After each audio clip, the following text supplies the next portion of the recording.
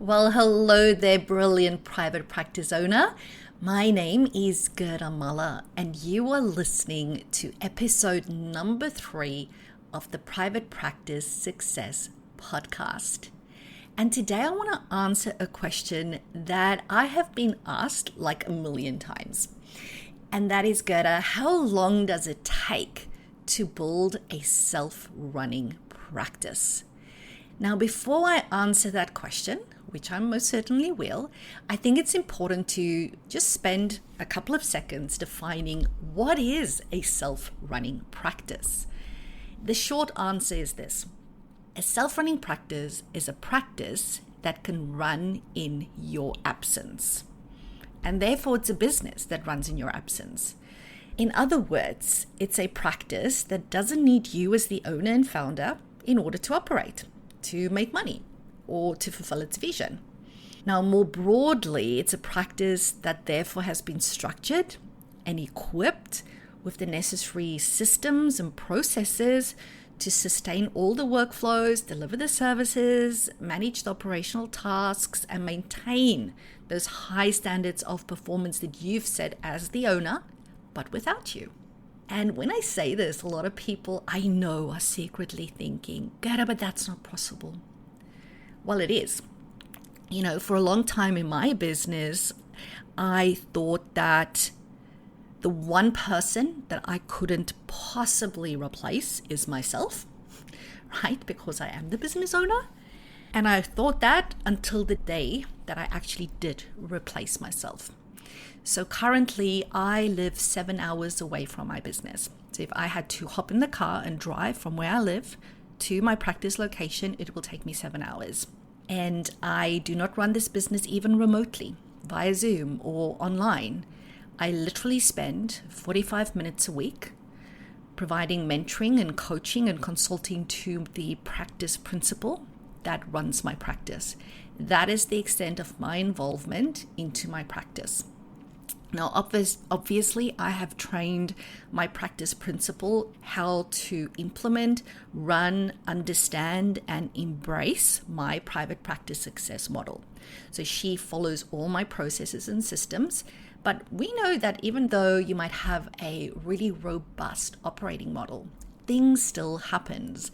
And that is why I offer that 45 minutes a week to Chelsea, who runs my practice, to provide her with consulting and coaching and mentoring. Like, those are 3 different things, and I provide whatever it is that she might need during that week. And it's why I still believe in ongoing mentoring and coaching, right? Doesn't matter how big your business is, but that's a topic for another day. So I hope that I've clearly defined to you what a self-running practice is. In short, again, it's a practice that can run in your absence. So coming back to the question at hand then, how long does it take to get to a place where you can have your own self-running practice? Now, the annoying answer is it depends, right? Because how long is a piece of string? But that is the right answer, and that is the honest answer, because each of our circumstances are different. And each of us are running our business, which is our private practice, with our own individual constraints. Now, that could be financial constraints, it could be time constraints, it could be energy constraints. And if you want to compare your situation with somebody else and how long they took to get to their self-running practice, it's not going to be a helpful exercise because you won't be comparing apples with apples. So it's really important, first off, for you to acknowledge the individual constraints that you have in your world right now. So if you are, for example, a single parent, you're not going to have the time available to you that somebody that has a dual parent family has, or somebody that doesn't have kids as yet would have. So it's really about also looking at the growth of your business and the speed at which your business growth by going, right now I'm in the season of life where maybe my kids are smaller, so growth might take a little bit longer. However, if we then bring in money constraints or financial constraints, and therefore also financial resources, you might have big time constraints, but maybe you've got significant financial resources that then makes up for the time constraints that you might have. Or maybe you're in a situation which you don't have those financial resources. So what I'm saying is that you really do not want to compare your business growth to the business growth of others. I'm not saying don't use other people's growth as inspiration and motivation, because that's helpful. And that's a resourceful way of looking at what other people are doing. But we know ourselves. We don't do that. Instead, what do? What is our default mode? We go, I'm not good enough. I'm not working hard enough. I'm not spending enough time working on my business. So I'm not a good business owner and I'm really bad at it. And then we go into this downward spiral of self-judgment because we're not there yet, wherever there is. And there is normally when we compare ourselves to others. So today I want you to really just go, you know what? I need to acknowledge my very own constraints, and it just is what it is. And you also need to remind yourself that when you start and build a business, surely you're in this for the long term, right? I don't think I ever would have started a business if the plan was to only be in it for 12 months or 24 months or 3 years. I've always played the long game, which meant that when my kids were little, I could go, you know what, this is maybe a period in my life where, yes, I'm still going to work really hard and I want growth, but I'm not going to give myself a hard time when my business isn't growing as fast as other people's businesses out there.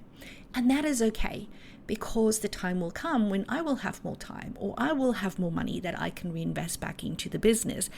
And at the end of the day, what is important is for my individual business to keep growing. It is about having momentum. Whether that momentum is one step at a time or 20, 30 steps at a time.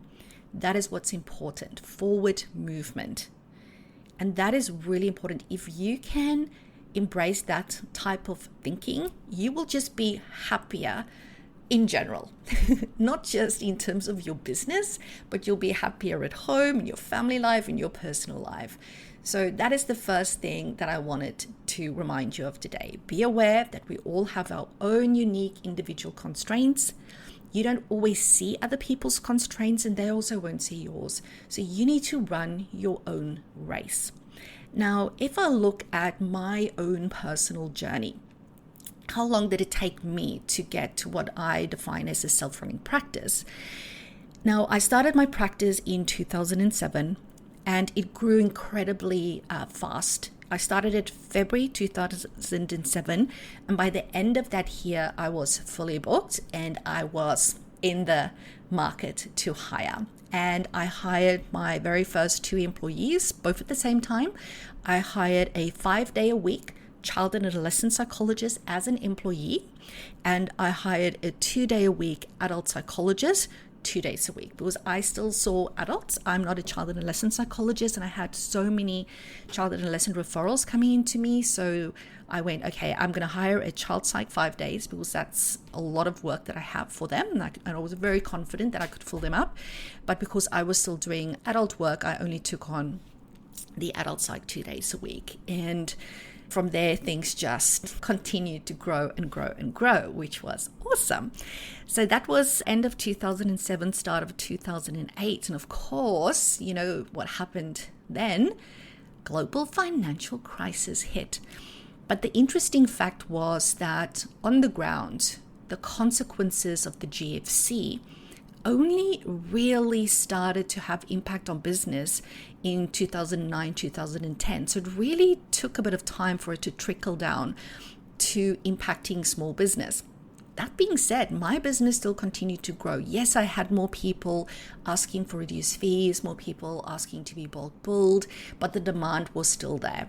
And we continued to grow really significantly to 2012. By 2012, I had 2 locations, and each location had 4 rooms and each room had 2 shifts happening in it. So I did a 2-shift model. Back then already, we were booking 12 clients a day per room across the 4 rooms within each of the 2 practices. So I had created 2 7-figure practices. But you know what? I still had issues. So if you had to look at my practice from the outside, you would think that I was highly successful, and you would look at it and go, wow, that is so inspirational, Gerda. That's so amazing. How did you do it? But behind the scenes, it was a very demanding business. I was working so many hours a day. I would not get to bed before midnight because, yes, I would still be a mum to 3 young kids. And, I love my children, my family, and I would do all the home stuff. And by the time everybody was in bed, I would literally sit up and work and work and work. And I would work so hard, but I loved it. I loved every minute of it, but it was freaking exhausting.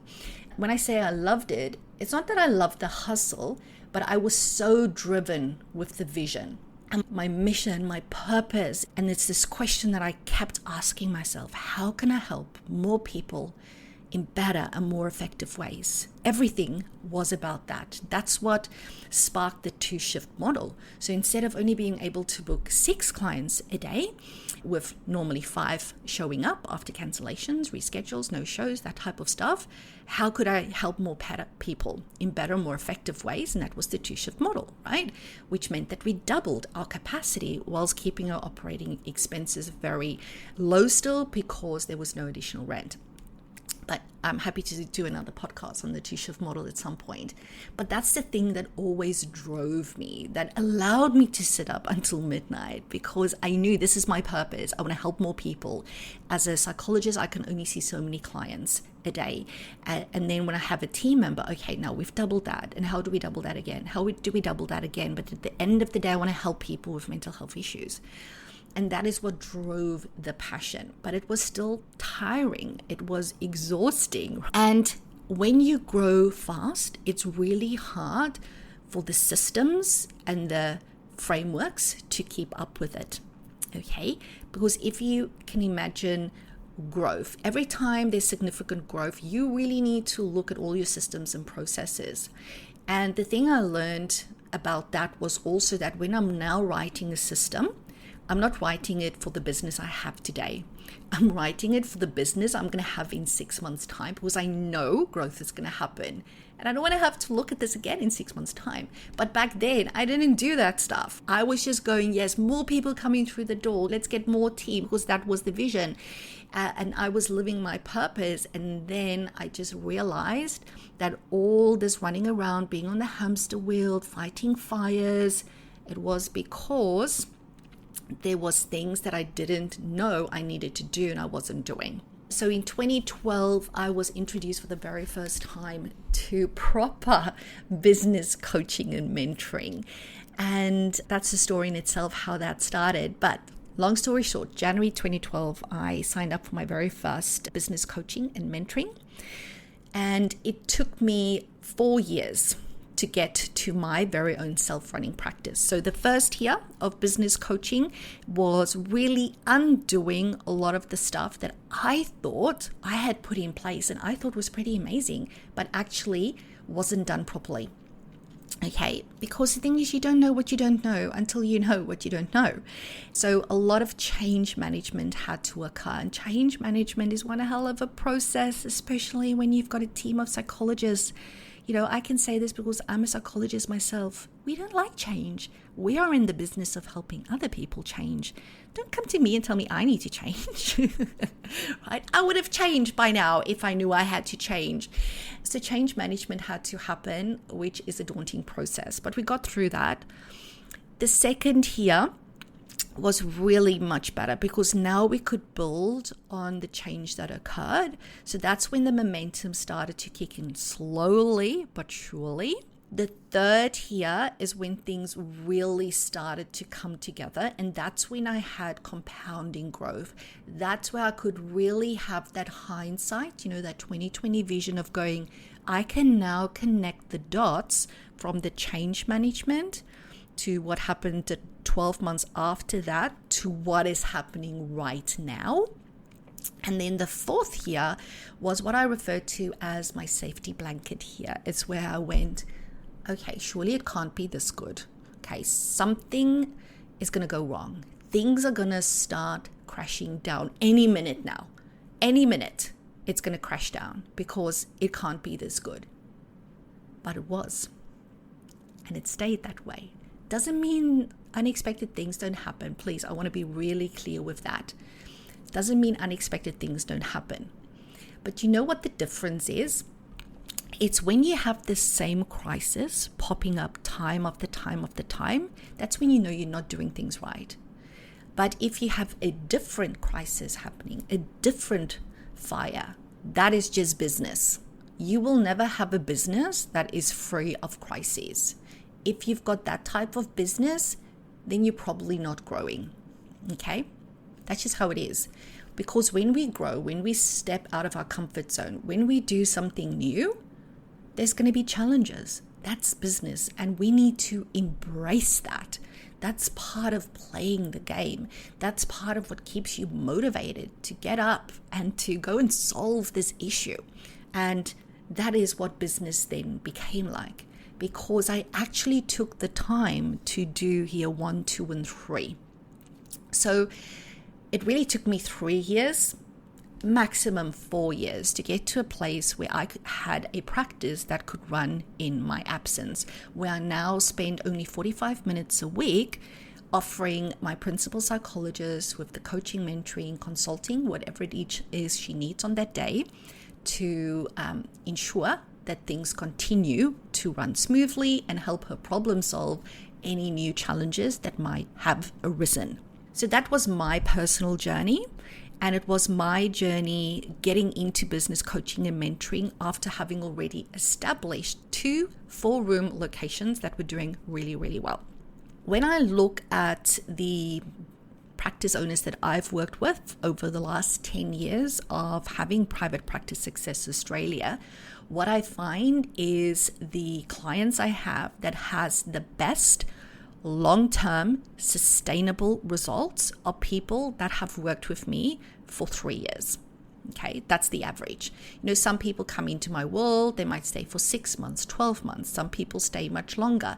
But on average, people that have worked with me consistently for 3 years gets the best results. You know why? And you might think, geez, 3 years, that's a long time. I'm not saying they don't get results in the first 4 weeks, right? Again, it depends on constraints. It depends on a lot of stuff. It depends on the starting blocks. Where are they starting from? What is that benchmark that they're starting from? And I work with people in a vast continuum of places of growth, from solo practitioner going, Gerda, I want to start building my group practice tomorrow, to people that have in excess of 40 people already on their team going, I want to build a self-running practice. I have this amazing business. It's large. It's revenue. It's great. It's even profitable, but it's reliant on me. How do I change that? And everybody in between. And when I look at all of them, people with the best long-term results work with me for 3 years. You know why that is so? Because there's actually research out there that says that people overestimate what they can achieve in 1 year. So people often set these lofty goals for themselves personally, as well as in business, of what they want to do in 12 months. And guess what? They don't get there. And you know what happens then? They get discouraged and they give up and they judge themselves as a failure, that I couldn't do it. Or they might blame their mentor, their coach, or whomever in their life to say it's that person's fault. They were meant to help me get there. And then they give up. That's the biggest mistake you can make, giving up at the 12-month mark. Because research also says that we underestimate what we can achieve in 3 years. Because the hard work needs to happen in the first 12 months. That is when we have to undo a lot of unhelpful behaviors. And changing behaviors and habits are freaking hard. You might change it for 4 to 6 weeks and then you fall off the wagon, you go back to bad behaviors, and then you need to start again and again. And sometimes you need to learn new skills and new mindset and implement new systems. So the first 12 months are freaking hard. And it's not a judgment if you stop after the 12 months. I know it is hard. I had moments of wanting to stop after 12 months, of going, this is so hard. I should be there by now. And then I realized, that's a shit statement, Gerda. And lucky for me, I am a psychologist, so I can call myself out on the unhelpful thinking styles that I engage in. And shit statements are so prevalent in my own thinking, and it always has been. But I can now more easily catch control and correct myself when I start thinking in that manner. So my encouragement to you today is to recognize that the first 12 months with any change is hard. And I also find that when I work with practice owners, I don't know why this is so, it must be my marketing message that I put out there, but I am a bit of a problem solver. I think that I am the business coach and mentor in our allied health industry, where people come to when they are struggling, when they are stuck, when it feels like they've reached that ceiling in their business and they've tried everything and they can't break through it. And I'm a bit of a problem solver in our industry, and that's what I do really well. I can look at a business and go, oh, I can see those are the gaps. This is what is keeping you stuck. Okay, let's change that. But that also means that a lot of time when people work with me, there's a lot of change that needs to happen, and that takes time. And there's a lot of risks that come with change as well, especially if it's change that has to do with your team. I'm sharing all of this with you because I really want you to have realistic expectations around the growth within your business and the ease and the speed at which you can reach the goals that you set for yourself. Business is a long-term game. You most certainly can build that self-running practice. I want that for each and every one of you. It is the best gift that I have been able to give myself and give my family. But it did not happen overnight, and it did not come easily. When I started working with my business coach back in 2012, I committed fully and 100%. Okay. I must say it was easier to do that back then because there wasn't, hundreds of other people offering the same service. It's like I found Nathan and it's like, yes, here's it. Here's the person. And there wasn't 20 other people in my Facebook feed saying, hey, come work with me. Hey, come work with me. Hey, come work with me. So I was very much committed to the process. And I think that really helped. I think in today's day and age, there's so much more options. And when there's a lot of options, it is hard to stay committed. So I want to encourage yourself, if you're thinking of working with someone, to really do your due diligence and really do your homework.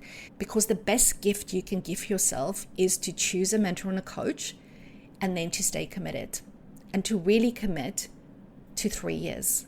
Okay, now I know for some people that might not be possible, again, due to constraints, but that is what worked for me. Now, that being said, if you can only commit to 6 months, that's better than doing nothing. All right, if you can only commit to 4 weeks, that's better than doing nothing. And you really need to do something in order to change stuff. Again, for me as a psychologist, I know it's hard to change, but nothing changes if nothing changes. So how long does it take to build a self-running practice? It depends. And it depends on you, and it's up to you to make that decision. But I will be very realistic when I say that if you want that in 12 months, it's probably not going to happen. If you want that in 2 years, it might not happen. Again, depending on where your business was at when you came in, as a general rule, it will probably take 3 years. And that's the honest answer. But you know what? 3 years passes in a freaking instance. In an instance. And the best gift you can give yourself, your team, your clients, and your family is to start that journey. Because a self-running practice is a practice that you can actually sell one day and you will actually get good money for it. Anybody can try and sell their private practice. But if you really want to get a return on the time, money, and energy investment that you have put into it, you need to be able to show that it is a self-running practice, because that is where the commercial goodwill sits. A practice that can run in your absence, that doesn't need you, that is a sellable asset. And you can get that. Alrighty, so we're going to leave it at that for today. Thank you so much for tuning in. And as always, remember that I'm here to help you build a practice you can't stop smiling about. And that, my friends, is a practice that can run in your absence. Bye for now.